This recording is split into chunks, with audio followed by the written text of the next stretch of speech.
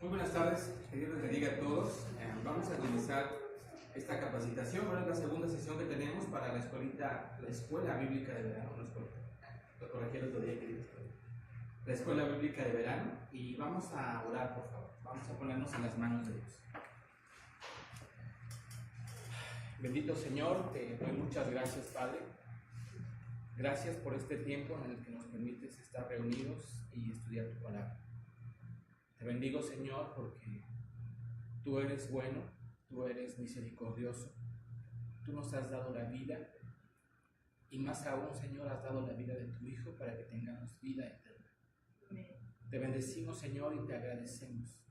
Por eso estamos hoy aquí, Padre. Ayúdanos a entender tu palabra, a entender el mensaje que tú tienes para nuestra vida. Y gracias, Señor, porque podemos servirte. Gracias, Padre, porque tú das dones a tu pueblo para ponernos a tu servicio. Gracias, Señor, por tu Santo Espíritu que nos das y nos capacita, nos dota y nos permite entender tu palabra para poder ser de bendición a las demás personas. Gracias, Señor, por esta actividad de la Escuela Bíblica de Verano de este año, que confiamos, Padre, que será de mucha bendición como ha sido en años anteriores. La ponemos en tus manos, Padre. Pongo el corazón de cada uno de mis hermanos, sus dones y habilidades que ofrecen hoy a ti, delante de ti, Señor. Las ofrecemos como un olor grato delante de ti, Señor. Permite que sea agradable a tu vista y ayúdanos, Señor, a confiar cada día más en ti y a creer, Señor, y a poner por obra tu palabra.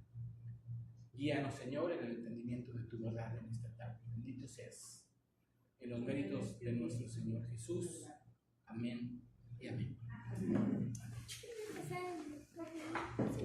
Bueno, esta es la segunda sesión de 4 que vamos a tener. Hoy vamos a ver la actividad del día 2. En la sesión anterior vimos el día 1 de la Escuela Bíblica de Verano. ¿Alguien me puede ayudar así rápidamente lo que vimos en la primera sesión, de lo que se trata el día 1? ¿En qué debemos estar enfocados tanto nuestra mente como nuestro corazón para poder transmitir eso a los niños?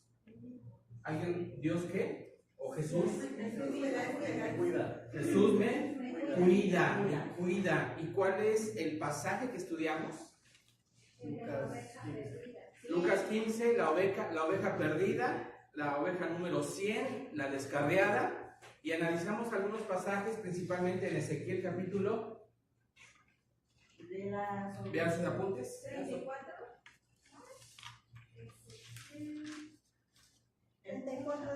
Ezequiel 34, así es. Estaba dejando que confirmara, la hermana lo dijo muy bien.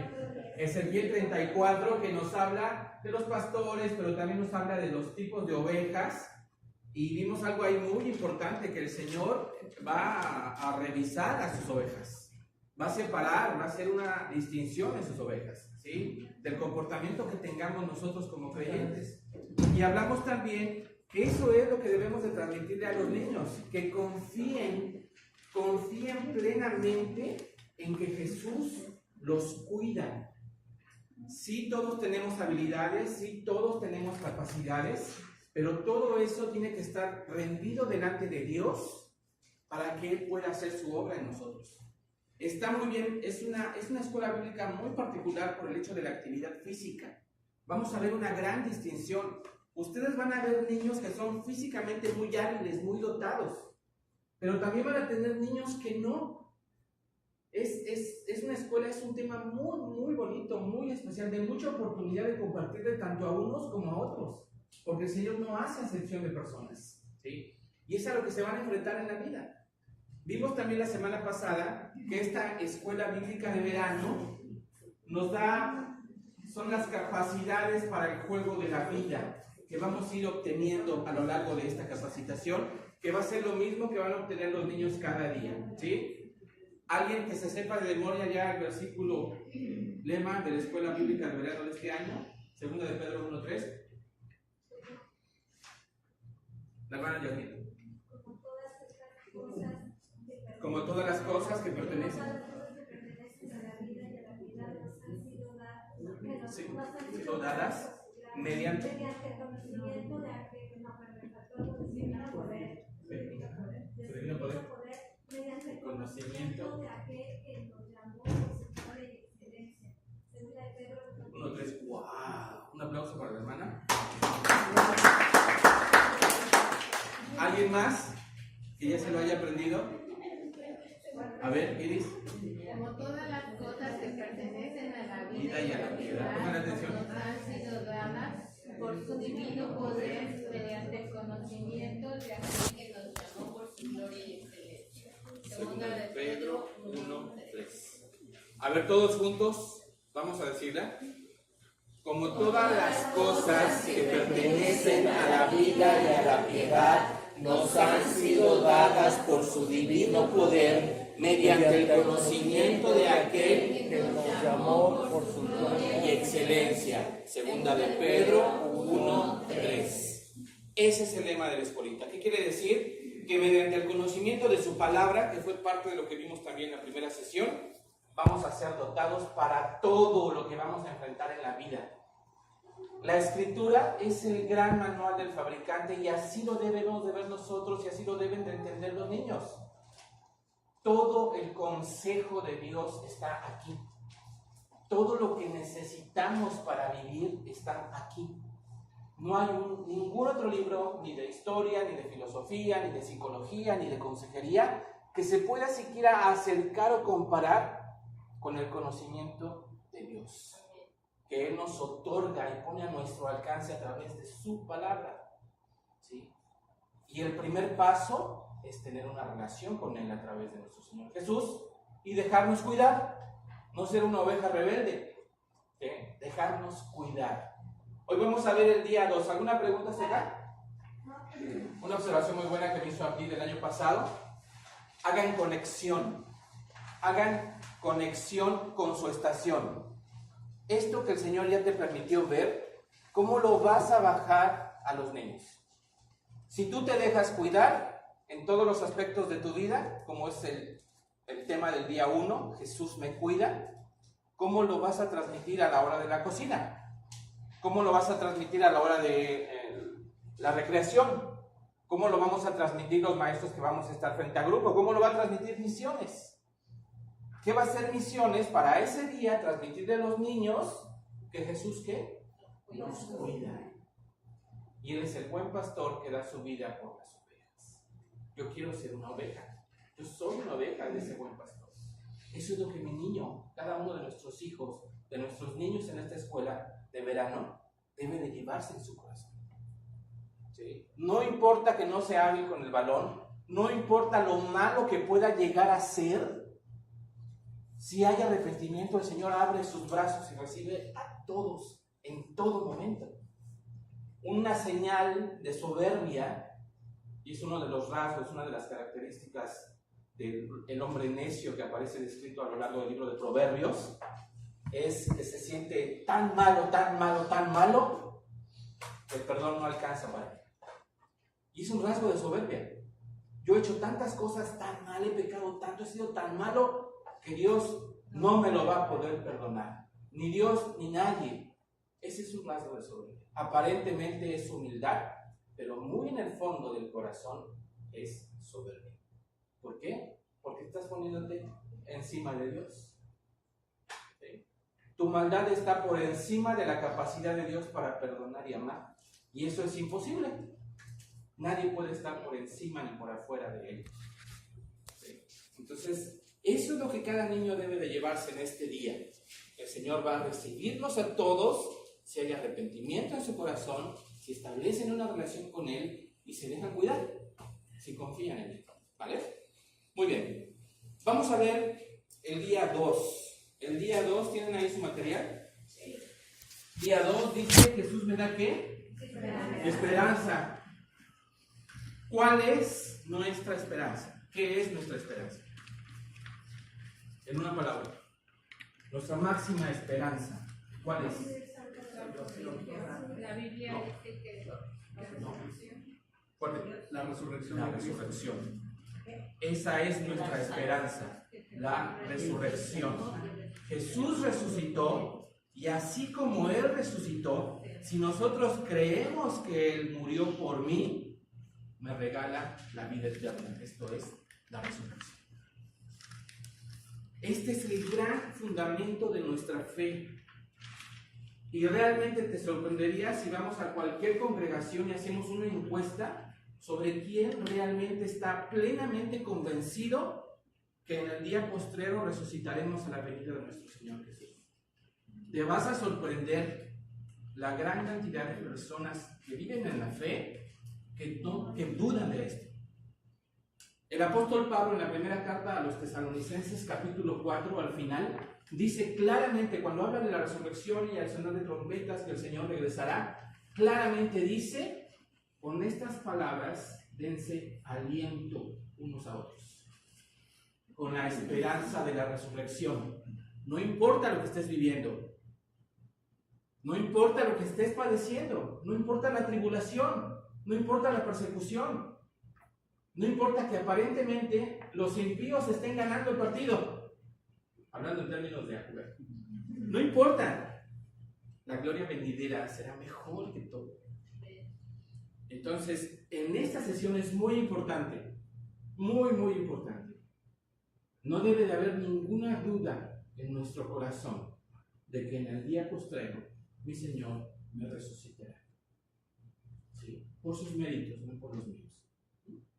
Vamos a leer el pasaje bíblico es Juan, capítulo 11, busquemos el Evangelio de Juan, capítulo 11, versículos, pues es prácticamente todo el capítulo.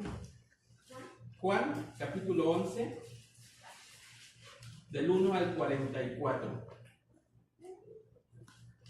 La verdad bíblica es, Jesús me da esperanza. Juan capítulo 11, Evangelio de Juan capítulo 11. El día 2, Jesús me da esperanza. El pasaje bíblico es Juan capítulo 11 del 1 al 44. Y la verdad bíblica de hoy es Jesús me da esperanza.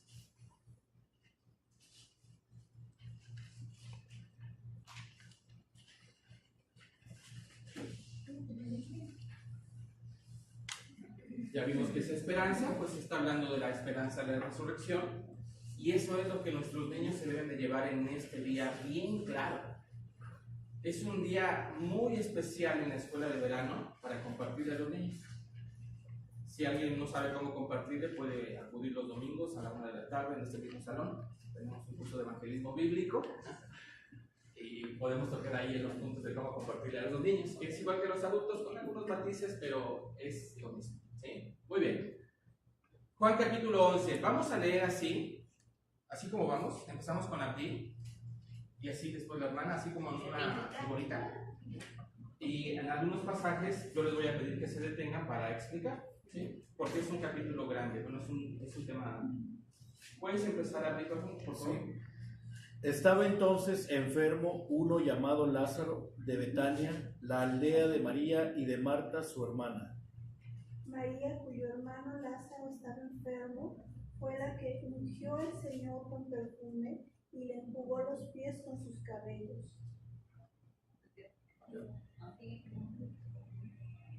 ¿Vieron? Enviado pues las semanas padecía Jesús. Señor, he aquí, el que amas está enfermo. Hasta ahí. Estamos en Betania. Betania es una aldea que está alrededor de unos 32 kilómetros de Jerusalén, unas 20 millas. Es una aldea que está a las afueras de Jerusalén, es como ir de aquí a Puerto Morelos más o menos. Sí, es bastante camino, caminando es bastante. El Señor está allá, y en Betania, ¿quién vive? Marta, María y Lázaro. ¿Quién era María? La que enjugó los pies del maestro. ¿Quién era Marta? Su hermana, la que vivía ¿qué? Afanada, limpiando la casa, recogiendo, cocinando. Y que le reclamó a María, ¿no? Un poco al Señor por la actitud de María, ¿no? Le permitía a María que me venga a ayudar, ¿no? ¿Y qué le contestó el Señor? Había escogido lo mejor. Había escogido lo mejor, estar a los pies del Señor. ¿Y Lázaro? Aquí nos dice quién es Lázaro. Es el hermano, pero hay algo muy especial. Lázaro es aquel. ¿Pero qué dice que el Señor lo qué? Lo amaba. ¿Y Lázaro cómo está? ¿Está qué? Está enfermo. Lo puedes dejar en el ámbito literal. Lázaro, el amigo del Señor, está enfermo. Lo puedes contextualizar a la historia de Israel. Lázaro simboliza al pueblo judío que está enfermo de religiosidad y está a punto de morir. Y el Señor les ha enviado la salvación, la provisión de salvación a través de nuestro Señor Jesús. Y lo puedes pasar al ámbito de la aplicación personal. Yo soy Lázaro que está enfermo. Y necesito que el Señor venga a mí. ¿Quién toma la iniciativa en esta historia de amor? ¿Yo o Dios? Dios, Él nos ha amado primero. ¿Sí? Entonces lo puedes manejar en el ámbito que quieras, pero a fin de cuentas es una historia de algo que está enfermo en sí mismo, a punto de morir, y necesita que la sanidad, la salvación, se acerque a Él. ¿Sí? Vamos a seguir leyendo. Verso 4. 4 o 5. 4. Oyendo Jesús dijo: esta enfermedad no es para muerte, sino para la gloria de Dios, para que el Hijo de Dios sea glorificado por ella. Por favor. Amaba Jesús a Marta, a su hermano y a Lázaro. Hasta ahí. Hermano. Bueno, sí, los amaba. Pero dijo el Señor, esta enfermedad no es para muerte, sino para gloria de Dios. sino para gloria de Dios. Todos los que estamos enfermos por la mordedura del pecado, la mordedura de la serpiente, ¿esta enfermedad puede ser para muerte? No. Una vez que recibimos al Señor, pasamos de muerte a vida, dice el mismo Evangelio de Juan. ¿Sí?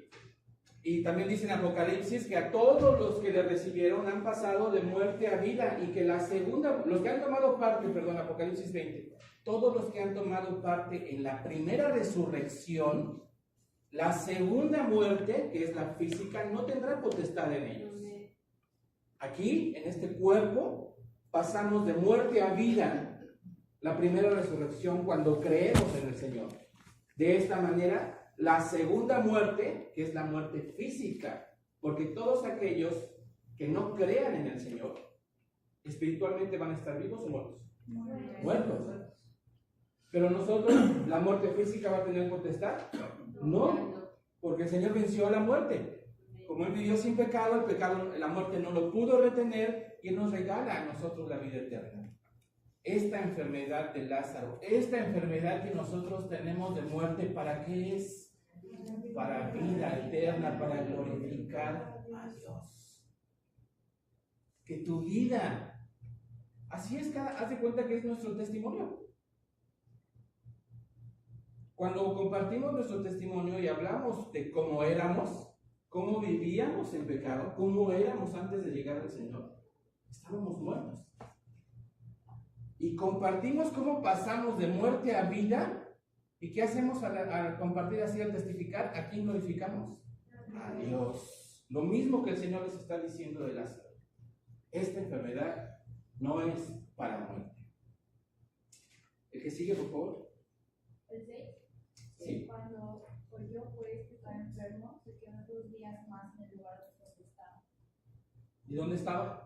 No, Betania estaban Galilea. Marta, María y Lázaro. ¿Y el Señor dónde estaba? ¿Dónde andaba? Regresate tantito. Ve al verso 40 del capítulo anterior. Ahí lo dice. Y se fue de nuevo al otro lado del Jordán, al lugar donde primero había estado bautizando Juan, y se quedó allí, un lugar llamado Betábara, en el desierto, también a las afueras de Jerusalén. El Señor estaba en el desierto. Y se enteró que Lázaro estaba enfermo. ¿Y cuántos días se quedó ahí? 2 días. 2 días. ¿Sí? Qué barbaridad, Señor, ¿por qué tardas en venir? Lázaro está enfermo, lo vamos a ver ahorita. Pero uno lo lee y dice, wow, lo amaba. Lo amaba. Ya les avisó que no se preocuparan, que esa enfermedad iba a ser para glorificar a Dios. Y todavía se esperó, ¿cuánto tiempo? 2 días. 2 días. Esta es una de las razones que vemos aquí por la que mucha gente, yo también lo creo, mi familia también lo cree, que estamos ya en la víspera de la venida del Señor. Además de todas las señales que pasan alrededor, por lo que está escrito. ¿Cuánto equivale un día en la Biblia? Dice el Salmo 95 y el apóstol Pedro también. Un día es como 1000 años. ¿Cuántos días se esperó? 2000 años. ¿Para qué? Para ir a curar al que estaba enfermo. ¿Sí? Han pasado 2000 años de que el Señor estuvo aquí en la tierra, aproximadamente, ¿no? Entonces estamos en la víspera de que el Señor venga a curar a todos los enfermos, ¿sí? A resucitarnos de la muerte. Seguimos. Recuerden que estamos hablando de esto que debemos de creer con todo nuestro corazón, que es la resurrección, el fundamento de nuestra fe. ¿Dónde nos quedamos? Luego, después de esto, dijo a los discípulos, vamos a Judea otra vez. 8. Y le dijeron los discípulos, Rabí, ahora procuraban los judíos apedrearte y otra vez vas allá. Siguiente. Respondió Jesús, no tiene el día 12 horas, el que anda de día no tropieza porque ve la luz de este mundo. Hasta ahí. Ya nunca, en el capítulo anterior el Señor tuvo que salir de Judea, de Jerusalén, porque los religiosos querían matarlo. Entonces tuvo que salir de ahí. Entonces aquí le dicen sus discípulos, ¿qué le dicen? No querían salir. Vamos a Judea otra vez, le dijeron los discípulos, verso 8, Rabí, ahora procuraban los judíos apedrearte y otra vez vas de regreso para allá. O sea, por favor, dice, ustedes nos van a matar a todos, ¿no? ¿Qué estás pensando hacer? Dice, la última vez querían matarte, ¿no? O sea, ¿qué pretendes, no? Y aquí el Señor nos deja ver qué es lo que pretende hacer. Vamos a leer para entender esto. Vamos al Proverbio 4. Proverbios capítulo 4.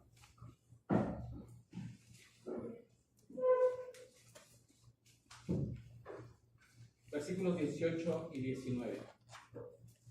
Lo voy a leer yo. Pongan atención. ¿Ya lo tienen por ahí? Gracias. Proverbios 4, versos 18 y 19, la palabra del Señor dice así: mas la senda de los justos es como la luz de la aurora, que va en aumento hasta que el día es perfecto. El camino de los impíos es como la oscuridad, no saben en qué tropiezan. ¿Cuándo el día, según aquí el proverbio y según lo que está diciendo nuestro Señor en Juan, cuándo el día es perfecto? Les está diciendo, ¿acaso el día no tiene 12 horas? ¿En qué momento del día es perfecto? ¿No? En el cenit. Cuando está al mediodía, sí, cuando el sol está en lo alto. Justamente cuando te paras y no hay sombra. No hay sombra. El sol está aquí. No hay ninguna sombra. En ese momento el día está a plenitud. El día es perfecto. Y se nos deja ver. ¿Qué es lo que va a ir a hacer a Judea, a Jerusalén? Ya conocemos la historia. ¿Qué va a hacer con Lázaro? Lo va a resucitar. ¿En qué momento nosotros como creyentes vamos a alcanzar la perfección a imagen y semejanza de nuestro Señor? ¿En qué momento? Cuando resucitemos. Cuando seamos revestidos con un nuevo cuerpo, glorificados a su imagen y semejanza. Les está dando una pista de que hay que caminar en luz para no tropezar, porque los que caminan en la oscuridad, ¿qué dice el proverbio? Se tropiezan. Y no saben ni con qué, por la oscuridad que los envuelve. ¿Qué simboliza la oscuridad? El mal. Y la ignorancia de la palabra. La ignorancia de la palabra. ¿Qué más simboliza la oscuridad? El pecado, la ignorancia, el mal. La muerte espiritual. La muerte La fuerza espiritual. de las tinieblas. Las fuerzas del mal. Y vamos a ver también aquí por el tema y el otro capítulo que pide que estudiemos, que también simboliza la religiosidad. ¿Sí? Vamos a comparar la reacción de la gente que ve la resurrección de Lázaro y otros pasajes donde también hay resurrección y cómo reacciona la gente que está alrededor. Aquí les está informando, les está adelantando a sus discípulos lo que va a hacer y la forma en que ellos deben de caminar en luz para poder alcanzar la perfección y la plenitud que es la resurrección. ¿Sí? Vamos a regresar aquí a Juan. ¿No tiene el verso 9? Ya lo vimos. Ha llegado el momento de que reciban un anticipo de lo que será la resurrección. Verso 10. Pero el que anda de noche tropieza porque no hay luz en él. 11. Dicho esto, les digo después, nuestro amigo Lázaro duerme, mas voy para despertarlo. 12.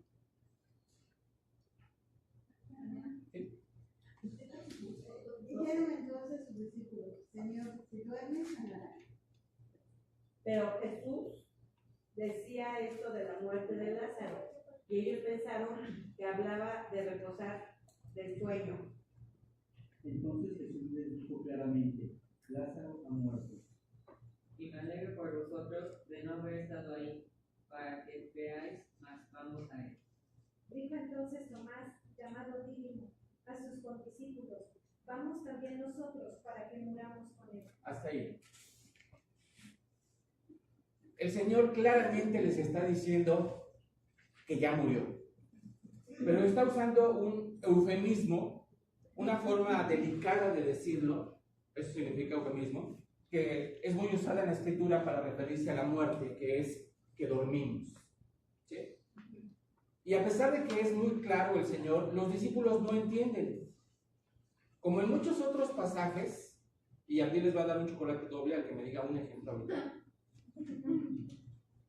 El Señor está hablando de cosas espirituales y sus discípulos están hablando o están entendiéndolo de manera terrenal, de manera carnal.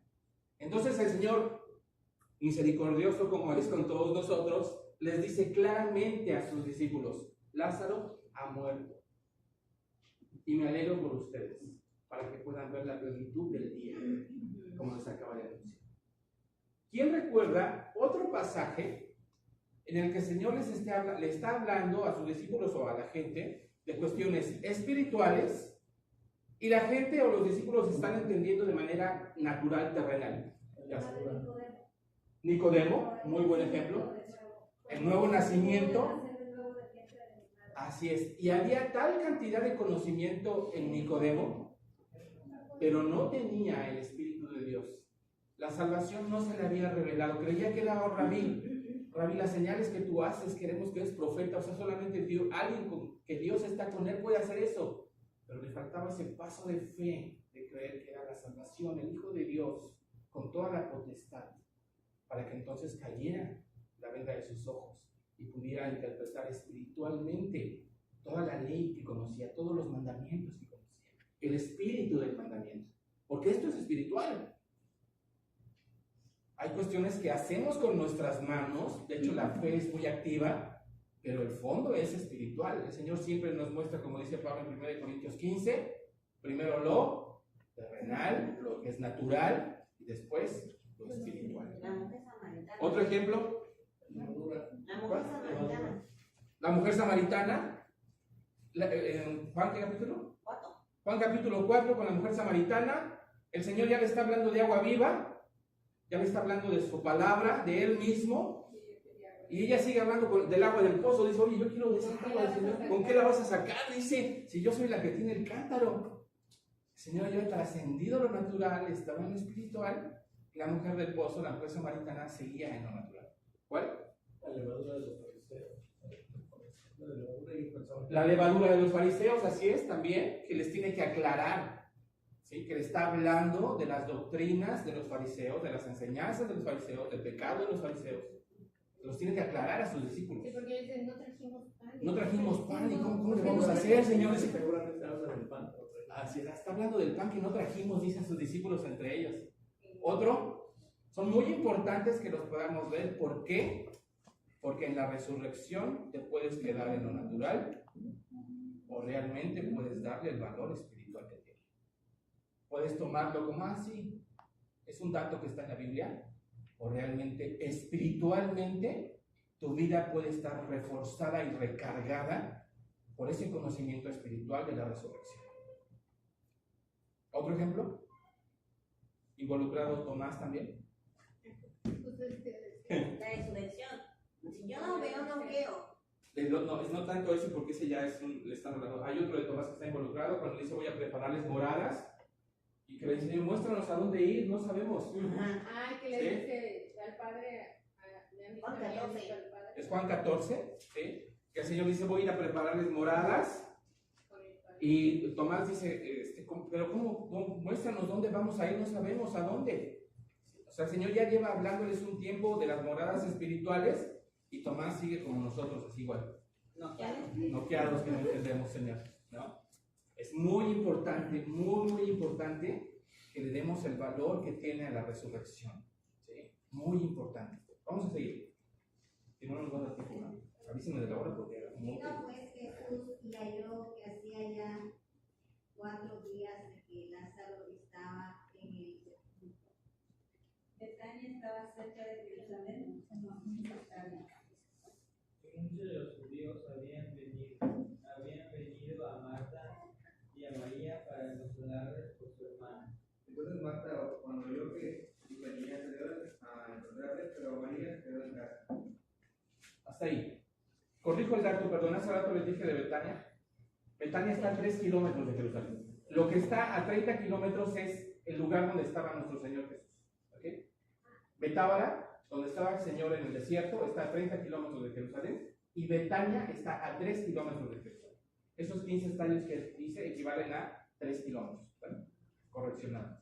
Seguimos, por favor. Verso 19, 20. Bueno, 21. Porque ustedes quieran salir. Y Marta dijo a Jesús, Señor, si hubiese estado aquí, mi hermana no habría muerto. Mas también si ahora de todo lo que pidas a Dios, Dios te lo dará. Jesús le dijo, tu hermano resucitará. 24. ¿24? ¿No? ¿Ya no? Acá, volvemos a empezar aquí, 24. Marta le dijo, yo sé que resucitará en la resurrección en el día postrero. 25. Le dijo Jesús, yo soy la resurrección y la vida. El que cree en mí, aunque esté muerto, vivirá. Ahí está. Este es el versículo de apoyo. Le está confirmando. Marta le dice en el verso 24, yo sé que resucitará en la resurrección en el día postrero. Marta le está confirmando al Señor frente a él que cree lo que dicen los profetas, lo que dicen las escrituras, de que habrá una resurrección de los muertos. Le está confirmando Marta. Pero nuestro Señor frente a ella le está confirmando que el que cree en Él va a pasar de muerte a vida. Y para que lo crean, va a resucitar a Lázaro. Ahora, pregunta, ¿la resurrección de Lázaro es igual a la resurrección del Señor? ¿Tiene las mismas características? No, porque Lázaro No. volvió a morir. La resurrección de Lázaro solamente fue para testimonio de la gloria de Dios y para que la gente comprendiera que al creer en nuestro Señor Jesús pasamos de muerte a vida. Y la resurrección de nuestro Señor ya fue en glorificación. Un cuerpo glorificado fuera de esta dimensión, que conservaba las marcas de la cruz para que nosotros creyéramos, así como Tomás. Para que fuera evidente a nosotros que era su mismo cuerpo, que era la misma persona y que no hubiera ninguna duda de que se trataba de él. Son dos cosas diferentes, pero ambas para glorificar a Dios, ¿sí? Y para fortalecer nuestra fe, nuestra vida como creyentes.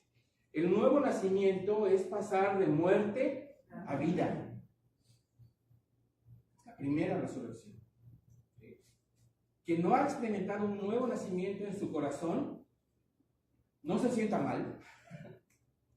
Es un don de Dios, es un regalo de Dios. En tu casa, ponte a cuentas con Dios. Reconoce que has pecado, que has transgredido. Dile como el hijo pródigo que dice, Señor, contra ti he pecado, solo contra ti. Y póstrate delante de Él. Y el Señor, en su gran misericordia, te recibirá con los brazos abiertos. Te perdonará y te dará el don de la vida eterna.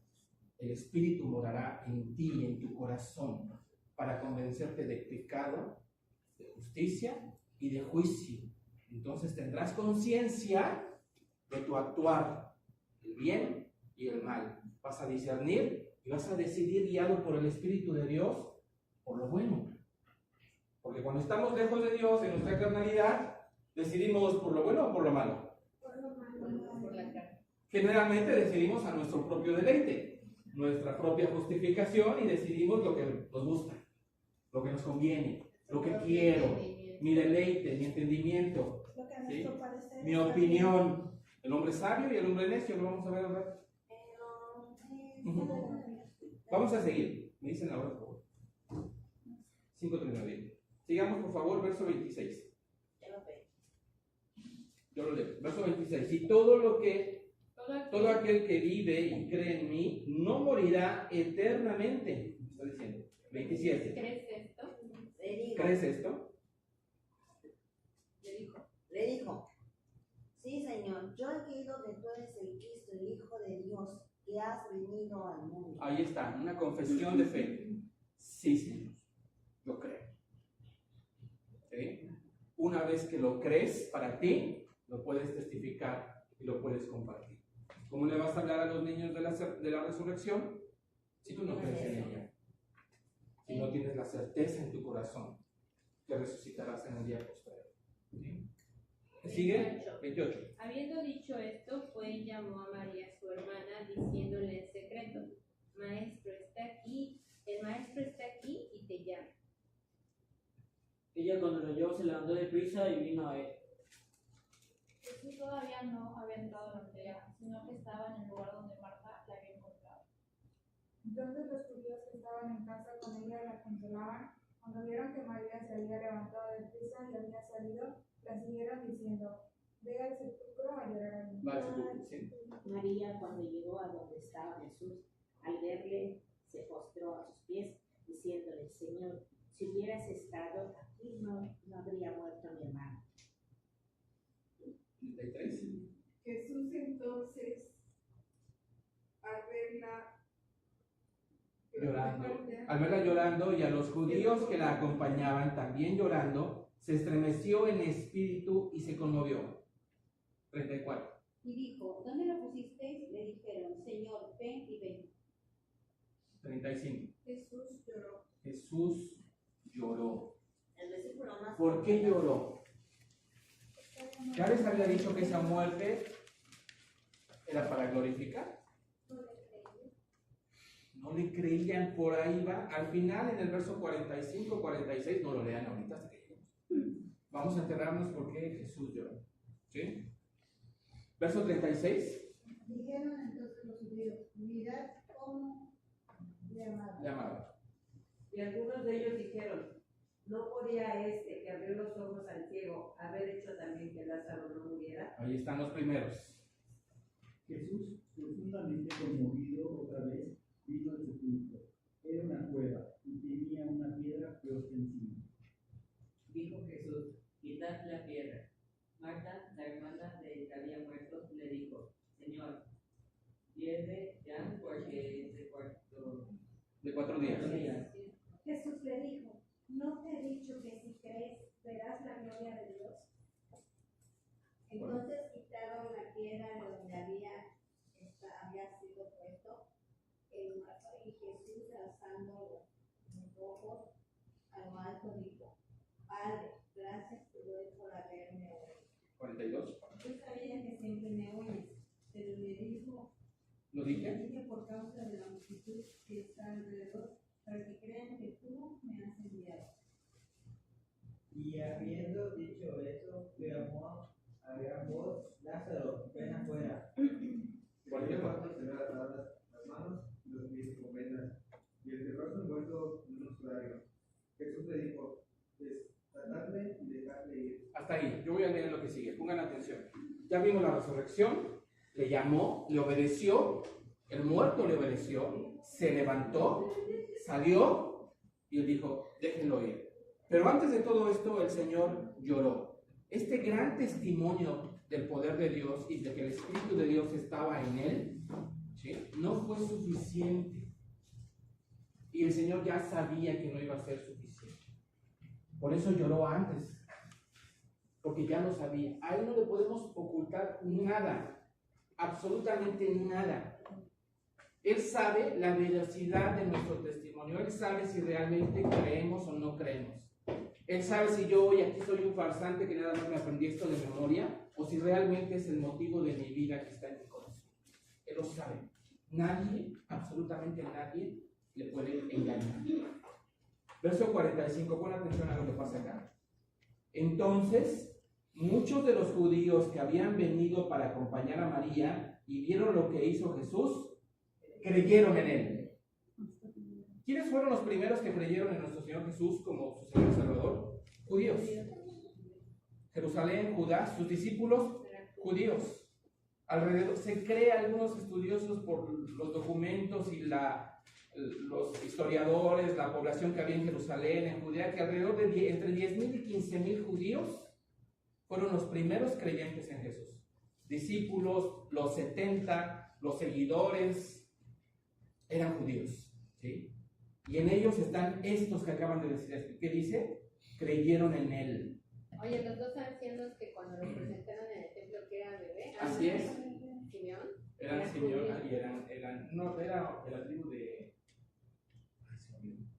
Pero eran de las 12 tribus de Israel que después se concentraron y se les identifica como judíos. ¿Ok? Pero acá está lo que viene. Verso 46. Pero algunos de ellos fueron ¿a dónde? A los fariseos y les dijeron lo que Jesús había hecho. ¿Algunos de ellos quiénes? ¿Los que creyeron o los que no creyeron? Los que creyeron. Fíjate bien cómo dice. Algunos de los judíos vieron lo que hizo Jesús, creyeron en él. Pero algunos de ellos, ¿quiénes? De los que creyeron, fueron a los fariseos y les dijeron lo que Jesús había hecho. Entonces los principales sacerdotes y los fariseos reunieron al concilio y dijeron: ¿qué haremos? Porque este hombre hace muchas señales. Si le dejamos así, todos creerán en él y vendrán los romanos y destruirán nuestro lugar santo y nuestra nación. Esto es lo que está pasando. Está el grupo de la población de Jerusalén, unos pocos judíos creen en él, y estos judíos van con las autoridades, que son los fariseos y el concilio, y van, yo me los imagino, Señor, acaba de resucitar a Lázaro. Yo lo vi, ¿no? O sea, imagínate que tú presencias una resurrección. ¿Cómo vas a ir a decírselo a tu pastor, al pastor? Señor, acabo de ver un milagro de sanidad allá en la región tal, ¿no? ¿Cómo vendrías? ¿Le has contado algún milagro al pastor alguna vez? ¿Algún líder? ¿Algún hermano? ¿Algo que haya pasado en tu vida? Un milagro, no es precisamente sanidad. Un milagro que la mano de Dios te salvó de algo. ¿Estás emocionado? Bueno, recuerda cómo estás y ahora ponlo a la máxima potencia, porque ha sido una resurrección. O sea, ellos no lo fueron a decir. Claro, no de como manera. Exacto. Ellos fueron porque querían compartir esa noticia. Así como es. La samaritana. Como la samaritana, exacto. Que fue a su pueblo para decir, ha llegado el profeta de Dios. Así estaban ellos brincando, como los niños. Como los ciegos que saben salir. Como los ciegos, sí. Que no lo pudieron callar, aunque el Señor les dijo, guarden silencio. ¿Y cuál fue la reacción de las autoridades y del concilio? Este hombre está haciendo demasiadas señales, estamos en peligro, los romanos van a venir y van a destruir nuestro santuario, nuestro templo y nuestra nación. La diferencia entre una fe verdadera y una religiosidad y una religión. Ambos son judíos, tanto los que creyeron como los que están viéndolos a través de los lentes de la religión. Muchos de los fariseos, seguramente también, que vieron el milagro, vimos ahí un pequeño antecedente, dice a otros que dicen, a otros sanó. El verso 37 dice, y algunos de ellos dijeron, ¿no podía este que abrió los ojos al ciego haber hecho también que Lázaro no muriera? Al ciego, a ver, le volvió a vista al ciego que no muera. ¿No lo podía haber hecho? Una actitud religiosa, desafiante, ¿sí? Un corazón endurecido. Eso es la religión. Ese es el tema de este día. Contra la esperanza está la religión. Ambos están presenciando el milagro. ¿De qué lado estás? ¿Cómo reaccionas? ¿Vas a reaccionar como estas personas que se emocionaron al presenciar este milagro, esta categoría de milagro? ¿O vas a reaccionar como el concilio y los fariseos? A Mateo me gusta decirle algo, todos llevamos un fariseo en el corazón, ¿eh? Mejor no señalemos, mejor revisemos. Revisemos nuestro corazón. ¿Somos creyentes verdaderos o somos religiosos? ¿Creemos verdaderamente en la resurrección o es un dato que está nada más ahí en la Biblia? Vamos a ver el pasaje. Busquen en su Biblia, por favor.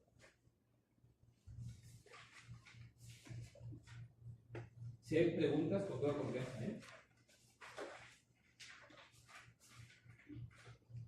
Vamos a buscar un evento paralelo. Vamos a Lucas 7, Evangelio de Lucas. Lucas capítulo 7.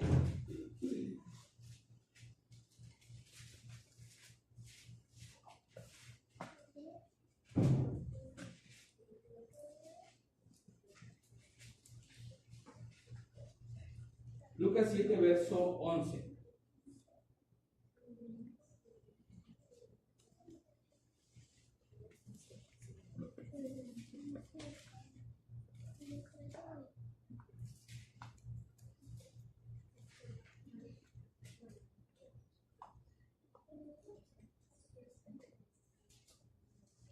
¿Ya lo tienes? Lucas capítulo 7, verso 11. Vamos a ver un evento semejante y vamos a compararlo. ¿Sí? Dice la escritura en el verso 11, dice: aconteció después de que él iba a la ciudad que se llama Naín, e iba con él muchos de sus discípulos y una gran multitud. Cuando llegó cerca de la puerta de la ciudad, he aquí que llevaban a enterrar a un difunto. Otra persona que había fallecido, ya lo llevaban a enterrar. En el caso de Lázaro ya estaba enterrado, ya estaba en la cueva. Hijo único de su madre, la cual era viuda, y había con ella mucha gente de la ciudad. Y cuando el Señor la vio, se compadeció de ella y le dijo: no llores. Verso 14. Y acercándose, tocó el féretro, y los que lo llevaban se detuvieron, y dijo: joven, a ti te digo, levántate. Entonces se incorporó el que había muerto y comenzó a hablar, y lo dio a su madre. Otro milagro de resurrección. El Señor se compadece. ¿De quién se compadeció? De la mujer. De la mujer, de la mamá, que era viuda y era su único hijo. Miró su corazón y se compadeció. Y el joven resucita. Y ahora vamos a comparar la reacción. Verso 16. Y todos tuvieron ¿qué? Miedo. Y luego glorificaban a Dios. Ah, caray, tuvieron miedo y glorificaban a Dios. ¿Cuál es el principio de la sabiduría? El temor a Dios. El temor al Señor. Sí, el Señor nos llama a sus amigos. Sí, somos sus hijos. Somos miembros de su familia. Pero el Señor es Dios. Y yo soy Dios. ¿Sí? ¿Vieron un milagro de esta categoría?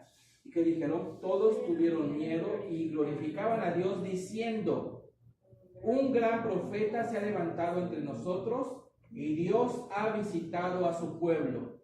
Y se extendió la fama de él por toda Judea y por toda la región alrededor. ¿Esto que dijeron se les ocurrió?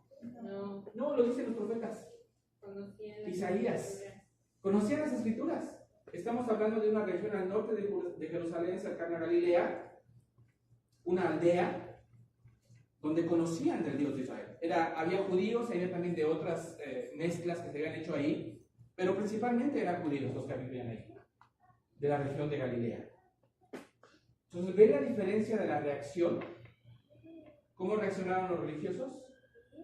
Protegiéndose. Va a causar que la forma en que vivo va a cambiar. La forma cómoda en la que estoy viviendo se va a terminar. Sí, soy un vasallo de de Roma, pero bueno, le pasamos el tributo y nos deja vivir, nos deja hacer, y yo como religioso, ¿estoy bien? Vivo cómodo. Entonces no es posible que este hombre siga haciendo señales. Y dice el Evangelio, procuraban ya matarle. ¿Y qué pasa con esta gente? Sintió temor, personas sabias. El principio de la sabiduría, el temor a Dios. Sintieron temor e inmediatamente, ¿qué hicieron? Glorificaron a Dios.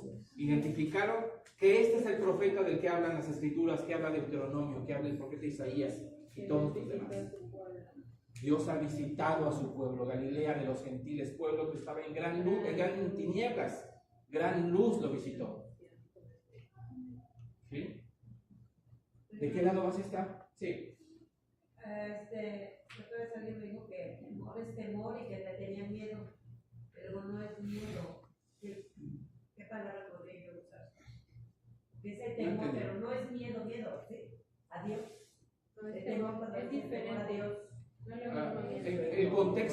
El contexto de nosotros como creyentes es el respeto tan grande y la reverencia a quien es Dios. Una persona que no es creyente no va a encontrar distinciones de miedo y temor. Ahora, si tú lo mismo le tienes miedo. Nosotros, la vergüenza de fallarle a Dios es la clave, ¿no? De este lado, entre los no creyentes hay un descaro. Así vivimos todos alguna vez. Si hago o no hago, si agrado a Dios o no agrado, pues no me importa. Yo vivo como quiero. Puede ser un simple, un necio, un insensato, un burlador, un escarnecedor, un rebelde. No importa. ¿Sí?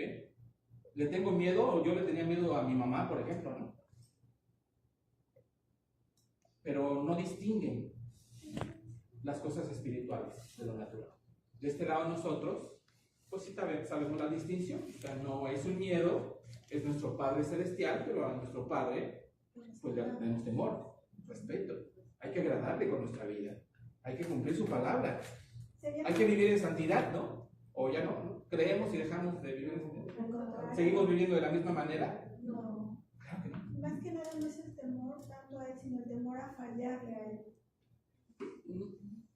Yo pienso, hermano, que es como magnificar a Dios y sentirme tan chiquitita delante de ese Dios tan grande. Por ejemplo, cuando escuchamos un trueno así tan fuerte, a mí sí me da miedo, pero en ese instante reconozco que es el poder de Dios que está manifestándose. Entonces, es como magnificar, o sea, sentir que yo delante de Dios no soy nada. Soy así una miniatura y Él es tan enorme que puede ser grandes cosas. ¿A qué te llevó eso que sentiste miedo o temor? Vamos a dejarle de cualquiera de las dos formas, pero ¿a qué te llevó? A glorificar a Dios, a honrarle, a reconocer quién es, a reconocer su salvación. ¿Sí? Ahí ves la diferencia. Aquellos sintieron miedo de perder su estatus, de perder lo que ellos eran, sus posesiones y sus privilegios. ¿Cómo vives?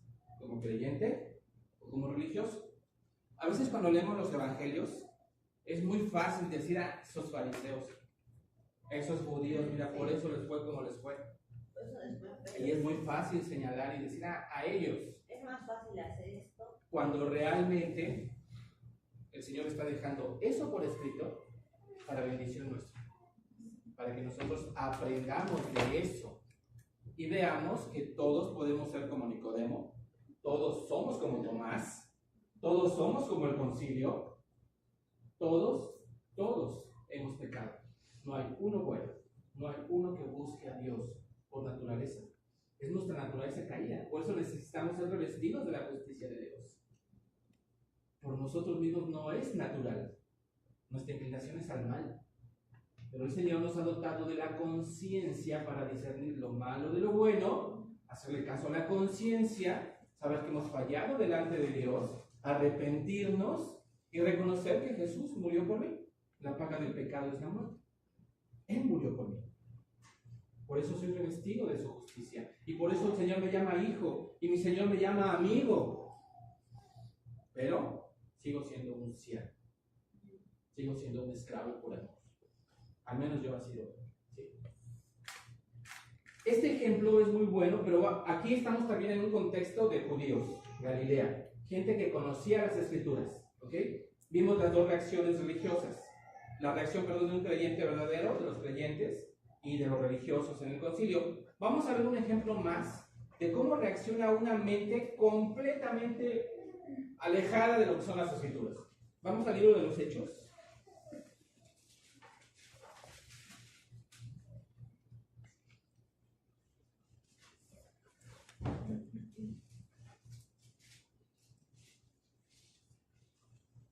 Libro de los Hechos, capítulo 14.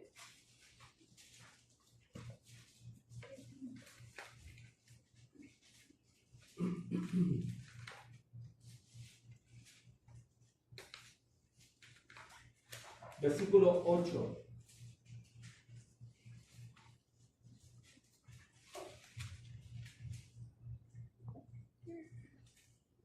Estamos en el primer viaje de Pablo y Bernabé para anunciar que Jesús, el Hijo de Dios, el Mesías prometido, ha llegado a la tierra, y están anunciando estas buenas nuevas de salvación a todas las poblaciones por las que van, y están en la ciudad de Listra. Verso 8, pongan atención, vamos a ver la diferencia.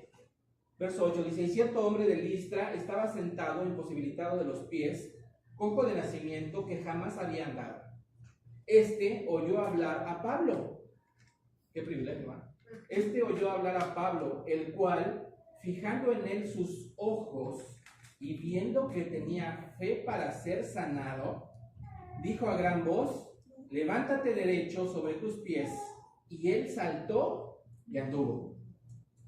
Fíjate la reacción, 11. Entonces la gente, visto lo que Pablo había hecho, alzó la voz diciendo en lengua licaónica: dioses bajo la semejanza de hombres han descendido a nosotros. Y a Bernabé llamaban Júpiter y a Pablo Mercurio, porque este era el que llevaba la palabra. Y el sacerdote de Júpiter, cuyo templo estaba frente a la ciudad, trajo toros y guirnaldas delante de las puertas, y juntamente con la muchedumbre quería ofrecer sacrificios. A ver, estamos viendo un tercer ejemplo de una reacción ante un milagro de Dios.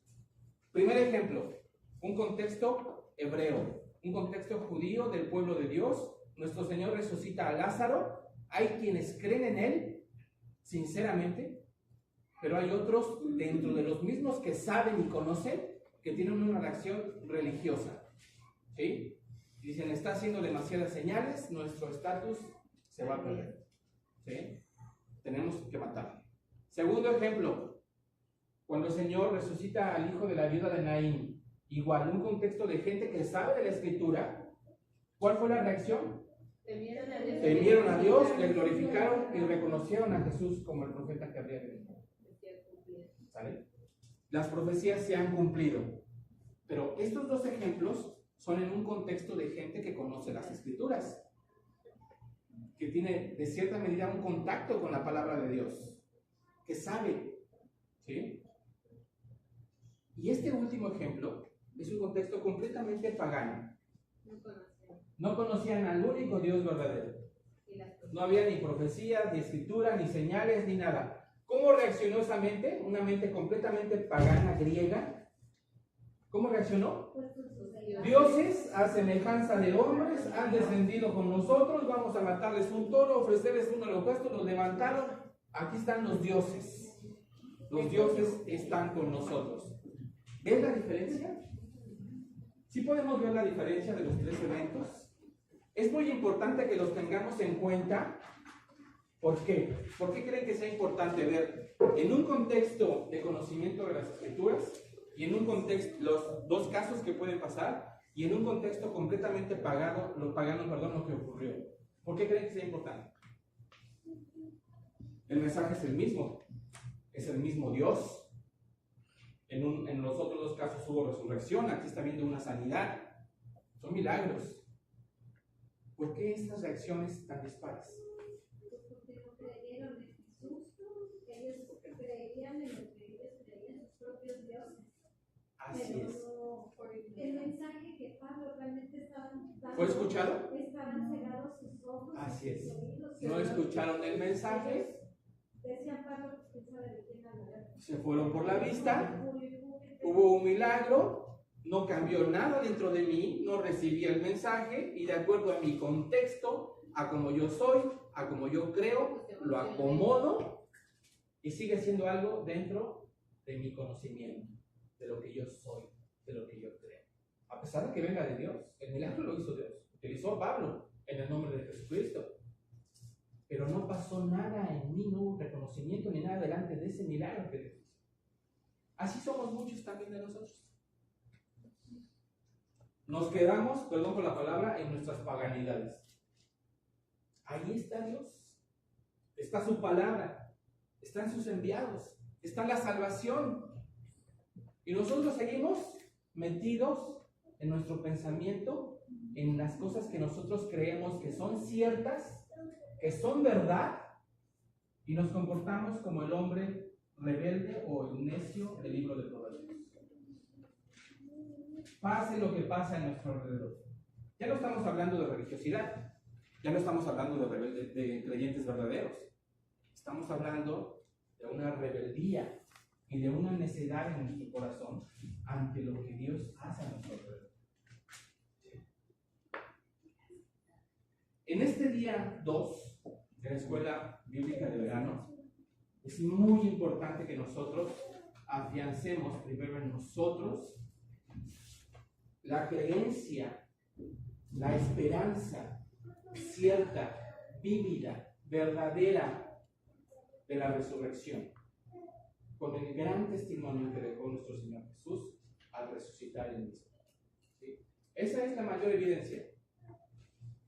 Eso es lo que debe estar anclado en nuestro corazón, fuera de la religiosidad y fuera de anteponer lo que yo soy, lo que yo creo, como yo lo veo, así me lo enseñó mi mamá. Yo creo que sí, pero yo creo que no. Mira, esta parte sí me gusta, esta parte no me gusta. Sí, la Biblia dice cosas muy interesantes, pero aquí el hermano como que está exagerando. No me parece. Yo voy a seguir creyendo lo que yo creo, viviendo como yo vivo, y no me interesa.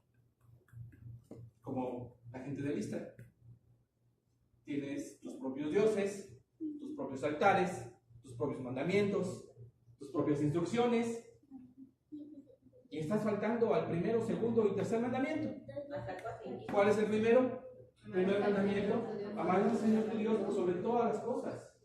Segundo mandamiento: no tendrás ídolos, no a la idolatría. Tercer mandamiento: no tomarás el nombre de Dios en vano. De este lado, vas por esos tres, pero sencillo, ¿eh? Vamos a seguir leyendo acá, para concluir. Verso 15, 14. Cuando lo oyeron los apóstoles, Bernabé y Pablo rasgaron sus ropas, una señal de duelo que se tenía en el pueblo de Israel. Cuando había una señal de idolatría o una blasfemia muy grande, era como morir. Entonces la gente rasgaba sus ropas como una señal de duelo ante esa blasfemia que estaba ocurriendo. Rasgaron sus ropas y se lanzaron entre la multitud dando voces y diciendo: varones, ¿por qué hacen esto?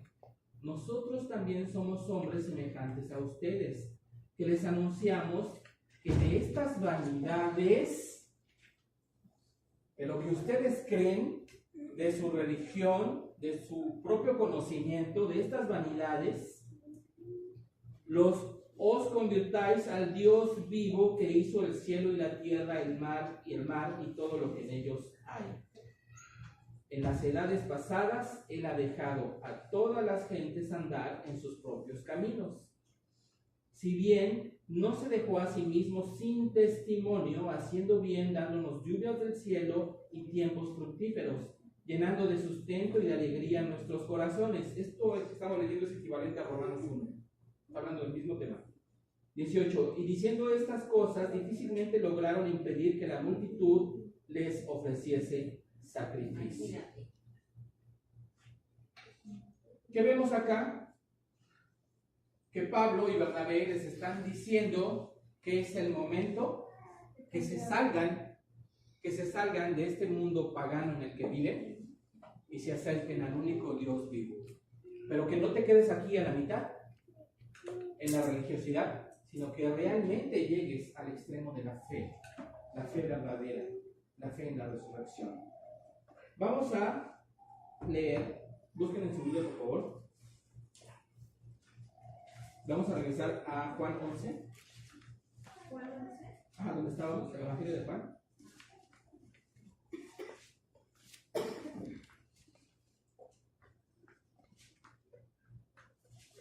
Nos quedamos en el verso 49. Verso 49 del capítulo 11 de Juan, ya vamos a concluir, dice, entonces Caifás, ¿quién era Caifás? El sumo sacerdote. Uno de ellos, sumo sacerdote aquel año, les dijo, vosotros no saben nada, ni piensen que nos conviene que un hombre muera por el pueblo y no que toda la nación perezca. Ni pensáis, que nos conviene que un hombre muera por el pueblo y no que toda la nación perezca. Verso 51. Esto no lo dijo por sí mismo, sino que como era el sumo sacerdote aquel año, profetizó que Jesús había de morir por la nación. ¿Por qué nación? Israel. Por Judá, por Israel, primero por su nación. Murió por los suyos. Murió por toda la humanidad. Pero primero murió por los suyos. ¿Por qué profetizó? Porque era el sumo sacerdote este año. Dice, ¿Era algo que él creía con fe, que él habría de morir por todos? ¿O él está hablando en el ámbito terrenal? en el terrenal.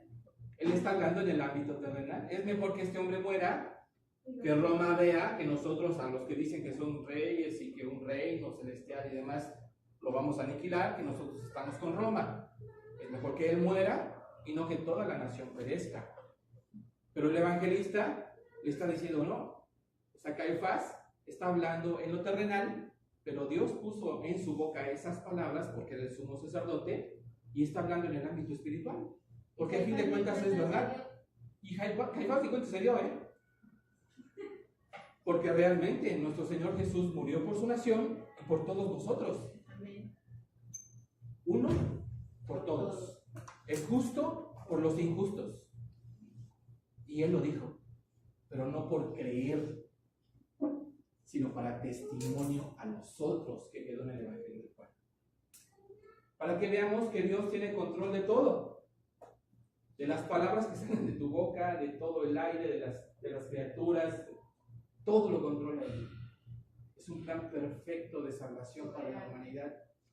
Un plan perfecto. ¿Quieres estar en Él? ¿Quieres ser parte de Él? Él te invita siempre. Es un Dios de nuevas oportunidades cada día. Nuestro Dios es amoroso y misericordioso. Y nos da el regalo de la resurrección. Esa es la confianza con la que nuestros niños deben de vivir. Nuestros niños, nuestros hijos, los niños que van a la escuela bíblica de verano, debemos compartirles y transmitirles esta esperanza. Nuestros niños deben ser niños sosegados, niños apacibles, niños con fe, no religiosos, no tirados al mundo. Tú lo puedes identificar. Ya cuando éramos nosotros niños, ya hace un tiempo de eso. Por poner un ejemplo en lo natural, cuando éramos niños, tú notabas en el salón de clase, bueno, cuando yo era niño, ya hace poquito tiempo, en mi salón había 40 o 50 de la primaria, o sea, me tocó el boom, ¿no? 40 o 50 en la primaria pública en la Ciudad de México, pero tú identificabas perfecto, así entre los niños, el niño que sus papás se llevaban bien, el niño que sus papás estaban divorciados, el niño que lo dejaban todo el día solo en su casa, cada niño con la abuelita. Con la abuelita. Tú identificabas, o entre nosotros, entre niños, identificamos perfecto cada tipo de niño. ¿Sí? Imagínate la bendición que tu niño, o los niños de nuestra iglesia, de nuestra familia, sean identificados por tener el sello de nuestro Señor Jesús en su vida. ¿Cuál es el sello de Jesús? Vamos a verlo en la Biblia. Vamos ahí a Juan. Un poquito adelante, en el capítulo 13. capítulo 13, verso 34. Dice nuestro Señor Jesús: un mandamiento nuevo les doy, que se amen unos a otros como yo los he amado, y que también os améis unos a otros. En esto conocerán todos que son mis discípulos, si tuvieran amor los unos con los otros. ¿Cuál es el sello de Jesús en nuestra mente? Que nos amamos los unos a otros, el amor. Pero no solo eso, dice como yo os he amado. Como Él nos ha amado. ¿Y cómo nos amó? Hasta la muerte. Hasta la muerte. Un amor ágape. El amor ágape del Nuevo Testamento en griego, el amor que da. El amor que da y da, sin esperar nada a cambio. ¿Sí? Imagínate niños así. Niños que estén más allá de la competencia del mundo. El mundo actual es una competencia. ¿Quién es el mejor? ¿Quién es el más rápido? ¿Quién es el más alto? ¿Quién es el que tira mejor la pelota? ¿Quién es el mejor portero? ¿El mejor delantero? El mejor. Es un estrés increíble que viven los niños hoy en día y los jóvenes. El mejor. ¿Qué pasa? Se encapsulan, se aíslan. Ya no hay comunicación. Y los que destacan a consecuencia de todos. Se acostumbran a pisar a todos, a pasar por encima de todos. ¿Qué nos dice nuestro Señor? Que tengan el sello de su amor en su corazón y en su vida. Es mejor, es más bienaventurado es dar que recibir. Morir a uno mismo. Morir a uno mismo. Servir a los demás. Vamos a Primera de Pedro, capítulo 1. Primera de Pedro, capítulo 1. Ya vamos a concluir algo así. ¿Sí? Primera de Pedro, capítulo 1.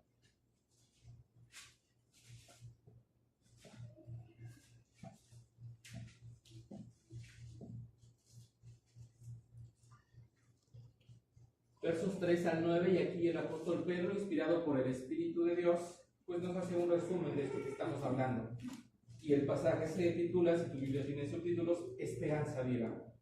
Primera de Pedro, capítulo 1, verso 3, dice: bendito el Dios y Padre de nuestro Señor Jesucristo, que según su grande misericordia nos hizo, ¿qué? Renacer para una esperanza viva por la resurrección de Jesucristo de los muertos, para una herencia incorruptible, incontaminada, inaccesible, reservada en los cielos para vosotros, que sois guardados por el poder de Dios mediante la fe, para alcanzar la salvación que está preparada para ser manifestada en el tiempo postrero, en lo cual vosotros os alegráis, aunque ahora por un poco tiempo, si es necesario, tengan que ser afligidos en diversas pruebas, para que sometan a prueba vuestra fe, mucho más preciosa que el oro, el cual, aunque perecedero, se prueba con fuego, sea hallada en alabanza, gloria y honra cuando sea manifestado Jesucristo, a quien amáis sin haberle visto, en quien creyendo, aunque ahora no lo veis, os alegráis con gozo inefable y glorioso, obteniendo el fin de vuestra fe, que es la salvación de vuestras almas, que es un sinónimo de la resurrección. ¿Sí? Día 2, Escuela Bíblica de Verano. Jesús me da esperanza. Esperanza. ¿Esperanza en qué? En la resurrección. En la vida eterna. ¿Sí? ¿Alguna pregunta? La tarea es cómo lo vas a transmitir a tus niños en tu estación. ¿Cómo lo vas a transmitir en misiones? ¿Cómo lo vas a transmitir en recreación? Hasta las hermanas del comedor deben estar estar cocinando con esto en mente. Hoy es el día en que los niños van a aprender a tener esperanza en nuestro Señor Jesús, esperanza en la resurrección. Eso debe de estar en nuestro corazón ese día. Recuerda que esto es espiritual. Eso debe estar en tu corazón. ¿Okay? ¿Alguna pregunta hasta acá? ¿Todo bien? Sí. ¿Seguro? ¿Algo que quieres comentar? Cualquier duda, por favor, de la operación, acérquese con Abdi, o de la escritura, de lo que van a enseñar. Si les podemos ayudar en algo, pueden acercarse conmigo, con mi esposa, Mateo. estamos aquí para servirles. Vamos a la siguiente semana, el día 3. Jesús me cuida, Jesús me da esperanza, Jesús me ama. Muy bien, ¿quién lo dijo? Muy bien, hermana Jasmine. Jesús me ama. Vamos a adelantar un poco porque la semana que entra vamos a ver 2 temas, si Dios lo permite. Es Jesús me ayuda a creer. Perdón, hasta yo me estoy con la pinta. Jesús me ayuda a creer. Y Jesús me ama. Así es. Pero vamos a, por favor, lean el pasaje que nos dice Juan 20 del 19 al 31. Hablando de Tomás, por cierto. Juan 20 del 19 al 31. Léanlo para que cuando estemos acá, pues avancemos en la enseñanza y ya con la lectura hecha. Y también lean para el día 4, Juan 13 del 1 al 35. Juan 20 del 19 al 31 de Tomás. Y Juan capítulo 13 del 1 al 35. Juan 20 del 19 al 31, ese sería el día 3. Y del día 4 es Juan capítulo 13 del 1 al 35. ¿Okay? Vamos a hablar.